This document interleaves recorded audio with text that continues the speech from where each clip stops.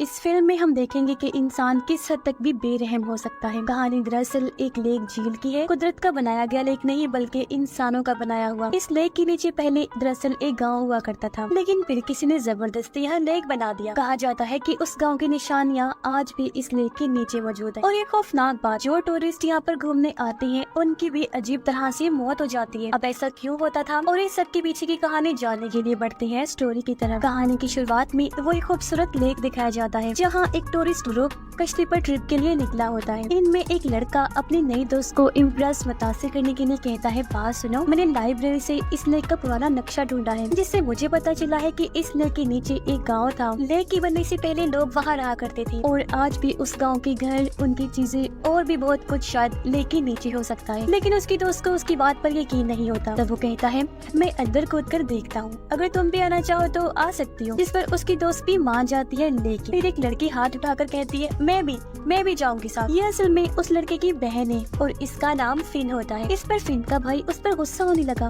कहता है, अगर तुम आना चाहती हो तो दूसरी तरफ कूद जाना। मैं इतनी कोशिश कर रहा हूँ अपनी दोस्त को इम्प्रेस करने की और तुम मेरे प्लान को तबाह करने पर तुली हो। इस पर फिन कहती है, मुझे तुम्हारे प्लान, तुम्हारे इम्प्रेस करने से कोई लेना देना नहीं है, लेकिन जो तुमने डूबे हुए गाँव की कहानी सुनाई है ना, वो बड़ी दिलचस्प है। मुझे भी उस डूबे हुए गाँव को देखना है। ये सुनकर उसका भाई भी मान गया और दोनों लेक में छलांग लगा देती हैं। वहाँ ज्यादा गहराई नहीं होती, इसलिए दोनों थोड़ा और नीचे जाकर तैरने लगे। अपनी तलाश शुरू करते हैं कि शायद उन्हें वहाँ पर कोई चीज मिल जाए। जब उन्हें सांस लेनी होती है तो वो ऊपर आ जाते हैं, सांस लेते हैं और फिर पानी में डूब जाते हैं। एक जगह पर उन्हें एक साइकिल मिलता है। फिन के भाई को एक साइन बोर्ड भी मिला, जिससे अब उन्हें यकीन होने लगता है कि यह वाकई कोई गाँव था। अब फिन का भाई खुशी से वो बोर्ड उठाता है और ऊपर अपनी दोस्तों को दिखाने के लिए जाने लगता है। पर तभी अचानक एक हाथ उसकी टांग पकड़ लेता है और नीचे खींच लेता है। फिन भी सब देख लेती है और पूरी कोशिश करती है अपने भाई को ऊपर खींच ले, लेकिन उस हाथ की पकड़ इतनी मजबूत होती है कि उसका भाई ऊपर नहीं आ पाता। फिन फौरन ऊपर आती है और कश्ती पर अपने दोस्तों से मदद लेती है, लेकिन जब वो फिर से नीचे गई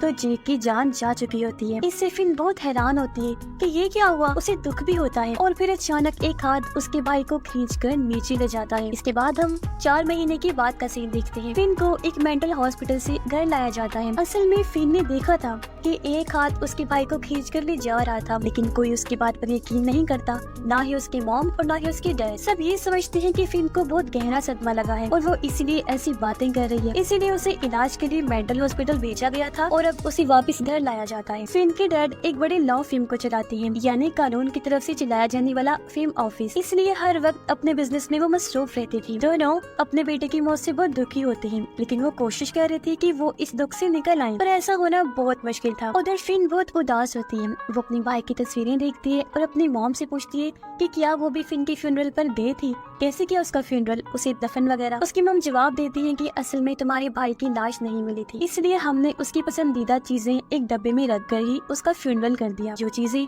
उसे सबसे ज्यादा प्यारी थी, जैसे उसके लिखे हुए एसेज जो उसने बचपन में लिखे थे, उसके कार्ड्स और जूते। और फिन फिर से कहती है, मॉम मैंने देखा था कि एक हाथ भाई को पकड़ के खींच रहा था और अपने साथ ले गया, लेकिन मॉम कहती है, मेरी जान, मेरा बेटा, तुम थकी हुई हो, आराम करो, सब ठीक हो जाएगा। असल में उसकी मॉम अब तक फिन की बात को नहीं मानती। अब जब मॉम नहाने के लिए गई तो टब से एक हाथ निकला जो मॉम का हाथ पकड़ लेता है। मॉम घबराकर पलट के देखती है, लेकिन वहाँ कुछ नहीं होता। इस वजह से अब मॉम को लगने लगा जैसे फिन शायद सच कह रही है। इसलिए मॉम इंटरनेट पर उस लेक के बारे में सर्च करती है और उन्हें पता चलता है कि वो लेक कर्स्ड है, यानी कि श्राप है, जहाँ पर अक्सर लोग अजीब तरीके से मौत का शिकार हो जाते हैं। फिर एक हाथ मॉम के कंधे पर आया। वो घबरा कर उठी, पलट कर देखती है तो फिन के डैड वहाँ होते हैं। उन्होंने मॉम से पूछा, ये तुम क्या कर रही हो। मॉम ने उन्हें असल बात नहीं बताई कि मैं क्या कर रही हूँ, क्योंकि वो जानती थी कि वो गुस्सा करेंगे। वो कहती है, वो मैं दरअसल जॉब की तलाश कर रही थी, इसीलिए इंटरनेट पर देख रही थी। इनके डैड कहते हैं, हाँ तुम्हें कुछ काम करना चाहिए, वरना अपने बेटे के बारे में सोच कर उदास होती रहोगी। दुख करने का तो वैसे भी कोई फायदा नहीं, बाहर आने की कोशिश करो, क्योंकि वो तो लौट कर नहीं आएगा और हमें अपनी बेटी फिन की खातिर खुश रहना सीखना चाहिए।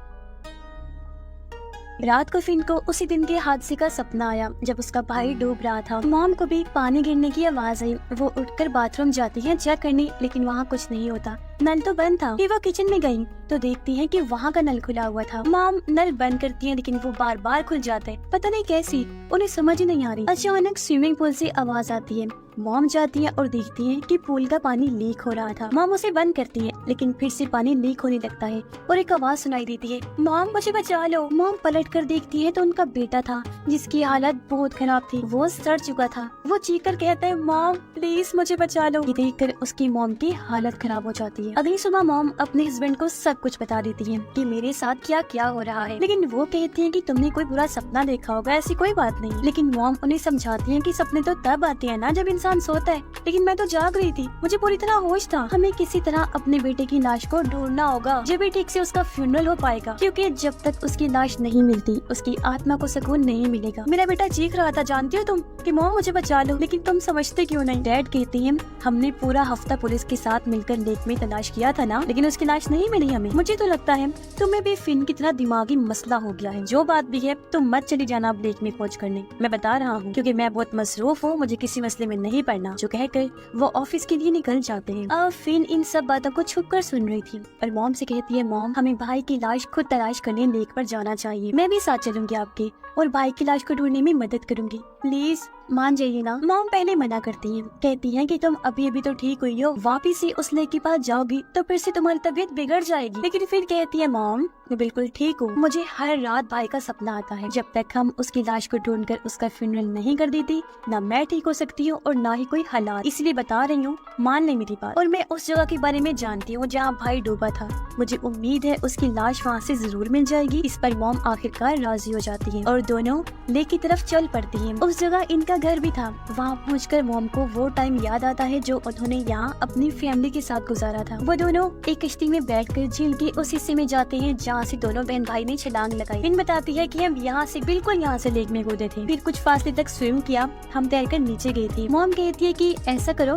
तुम कश्ती में रहो, मैं रस्सी अपनी कमर से बांधकर पानी में जाऊँ और जब जरूरत होगी तो ऊपर आकर सांस ले लूंगी। अगर मैं ज्यादा देर तक ऊपर ना आऊँ या तुम्हें लगे कि रस्सी अटक गई है तो बिना टाइम गवाए तुम फौरन रस्सी को खींच लेना, ठीक है। इस पर फिन भी मान जाती है और मॉम पानी में तैरकर नीचे जाती है। मॉम थोड़ी देर बाद ऊपर आके सांस लेती रहती है। फिर फिन की बताई हुई जगह पर कुछ देर स्विम करती है, लेकिन यहाँ मॉम को कुछ भी नहीं मिलता। मॉम ऊपर आके कहती है, बेटा क्या तुम्हें यकीन है कि हम सही जगह पर हैं? फिन जवाब देती है, यस मॉम, मगर आप थोड़ा सा और आगे चलें, वहाँ एक साइकिल होगा, उसके आगे से थोड़ा सा और तैरना है। तो मॉम वापस नीचे जाती है, उन्हें साइकिल नजर आ जाता है जो ये बात साबित करता है कि वो सही जगह पर है। मॉम आगे तैरती है और देखती है कि पानी के नीचे एक पत्थर का बना हुआ बोर्ड है जिस पर 3 लोगों की लाशें बनी हुई है, सब लाशें अजीब हालत में, जो इस बात की तरफ इशारा था कि काफी सालों पहले इन्हें यहाँ बांधा गया था। दरमियान वाली लाश के गले में एक चेन बंधी हुई थी। मॉम उस चेन को निकालती है और वापस ऊपर आने की कोशिश करती है, पर अचानक उनका भी पाँव एक हाथ ने पकड़ लिया था और बिल्कुल इनके बेटे की ही तरह मॉम के पाँव को भी खींचने लगता है। मॉम डर की रस्सी खींचती है जिससे फिर समझ आती है कि मॉम मुसीबत में है। वो जोर से रस्सी खींचती है जिससे हाथ ने मॉम को छोड़ दिया और उनकी जान बच जाती है, लेकिन साथ ही उनके बेटे की लाश भी ऊपर आ जाती है। मॉम काफी हैरान रह जाती है, मगर उसका चेहरा पानी में इतने अरसे तक रहने की वजह से अजीब और डरावना लग रहा था। मॉम दर्द में डूबी हुई थी, लेकिन कुछ सुकून भी था कि उनका बेटा आखिरकार मिल ही गया। अब पुलिस और एम्बुलेंस बुलाई जाती है। पुलिस ऑफिसर हैरान थे। वो फिन की मॉम से कहती है कि हम पूरा हफ्ता तलाश करते थे और आपने एक दिन में ही अपने बेटे की लाश को ढूंढ लिया। मॉम बताती है कि एक और अजीब बात मैंने देखी जो मैं आपको बताना चाहती हूँ। लेक के नीचे पत्थर के ब्लॉक के साथ 3 लाशें भी बंधी हुई देखी मैंने। एक लाश के गले में ये चेन थी, जो कहकर उन्होंने शेरिफ को वो चेन दे दी। शेरिफ कहती हैं कि ये चेन एक पुराने फैमिली की लगती है। दरअसल लेक वाली जगह पर पहले एक गांव हुआ करता था, शायद उन्हीं में से किसी की हो सकती है ये चेन। और इस चेन पर जिस फैमिली का नाम लिखा हुआ है ना, उसी फैमिली की एक बुरी औरत यहाँ से कुछ दूरी के फासले पर रहती है। आप उसके पास चली जाएं, शायद वो औरत आपको कुछ जानकारी दे दे। वैसे ना मैंने भी सुना है कि ये कर्ज लेक है, श्रापित है, मगर मैं ये नहीं जानता कि इसमें किस हद तक सच्चाई। अब इन बातों से मॉम उस लेक के बारे में और जानने का फैसला करती है, इसलिए वो अपने हस्बैंड को कॉल कर देती है। मगर डैड गुस्से में मॉम से कहते हैं कि तुम क्यों लेक पर गई थी, मना किया था ना मैंने। लेकिन जब मॉम कहती है कि हमारे बेटे की लाश मिल गई है तो डैड भी शांत हो जाते हैं। फिन भी अपनी मॉम से बड़ी खुशी से कहती है कि शुक्र है मॉम, अब सब ठीक हो जाएगा। फिर वो मॉम से पूछती है, मगर मॉम अब हम इस चेन का क्या करेंगे? मॉम कहती है, बेटा तुम्हारे भाई की सिर्फ अभी लाश मिली है, लेकिन हमें ये भी तो जानना है ना कि आखिर उसकी मौत कैसे हुई थी। जिसके बाद वो दोनों उसी बुरी औरत से मिलने जाते हैं। मॉम उसे कहती है, यहाँ इस लेक में कई लोग मर चुके हैं, तो क्या बता सकती हो कि ये सब सब क्यों हो रहा है? बूढ़ी औरत कहती है सब लोग बेवकूफ हैं, इसीलिए तो ये डूब जाते हैं। उन्हें गहरी जगह पर तैरना नहीं आता,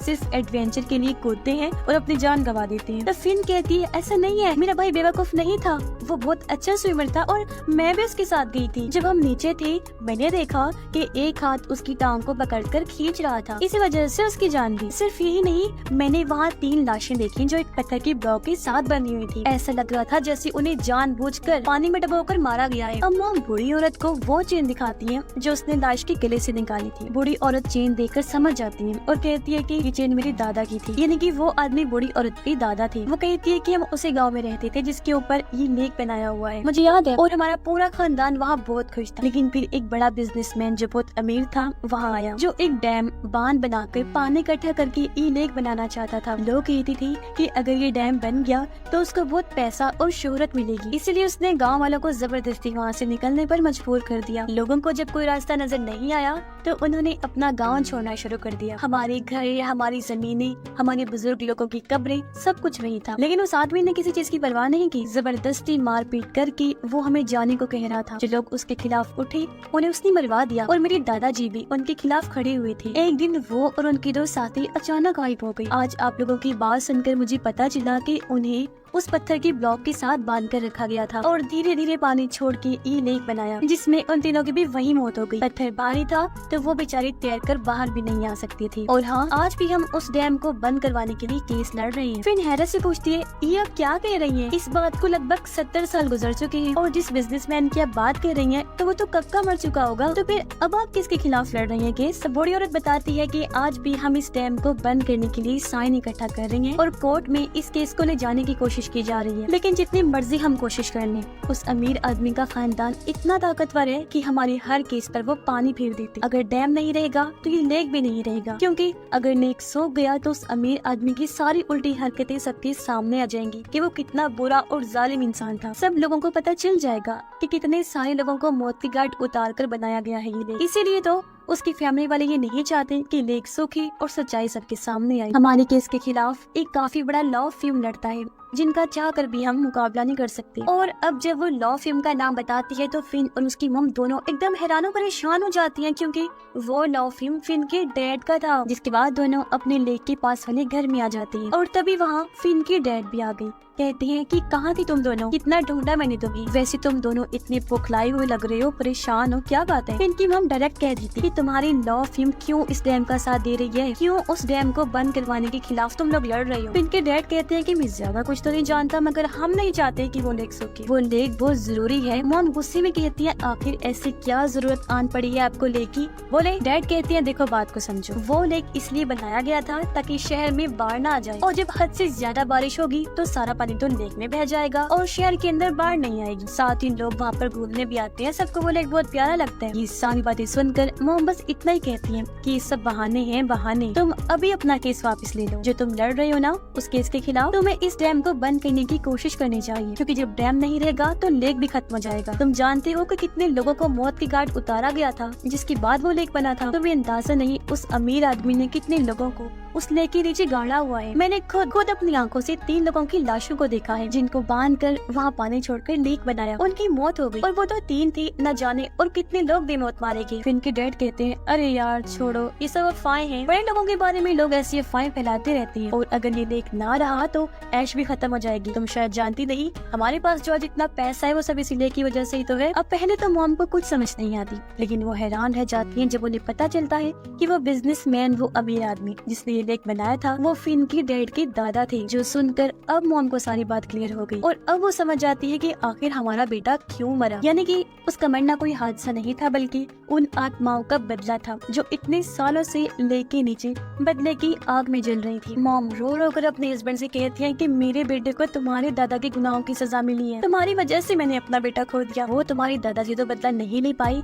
तो उनकी नस्ल में से ही ले लिया, यानी उनके परपोते से। लेकिन डैड मॉम की बात समझने की बजाय गुस्से में आ जाते हैं। मॉम कहती है कि तुम्हारे खानदान के गुनाहों की वजह से से वो आत्माएं अब इस झील में कैद हैं, जिससे वो लेक श्रापित हो गया है। ये आत्माएं टूरिस्ट से बदला ले रही हैं और उन्हें डुबोकर मार देती है। तभी अचानक बाहर से आवाज आती है और फिन को महसूस होता है कि कुछ बुरा होने वाला है। अचानक लाइट चली जाती है। डैड फोन करने जाते हैं, लाइन भी नहीं जल रही होती। जब वो लेक के पास देखती हैं तो आत्माएं लेक से निकलकर बाहर आ रही होती हैं और वो इनके घर की तरफ ही बढ़ रही थी। मॉम और फिन ये सब देखकर काफी डर जाती है। डैड को भी अब सब कुछ समझ आ जाता है कि ओ माय गॉड, इसका मतलब है कि दोनों सच कह रही थी और वो भी काफी डर गई। आत्माएं घर को चारों तरफ से घेर लेती। फिन के डैड कोशिश करते हैं उन्हें रोकने की, उनसे लड़ने की, कोई फायदा नहीं होता। अब आत्माएं फिन और उसकी मॉम को तो कुछ नहीं कहती, लेकिन उसके डैड को उठाकर लेक की तरफ ले जाने लगी। फिन और मॉम चीखती रही, लेकिन कोई फायदा नहीं होता। डैड को आत्माएं लेक में घसीट कर डबो देती है और उनकी जान चली जाती है। यानी कि आज उनका एक और बदला पूरा हो गया। फिन रोती है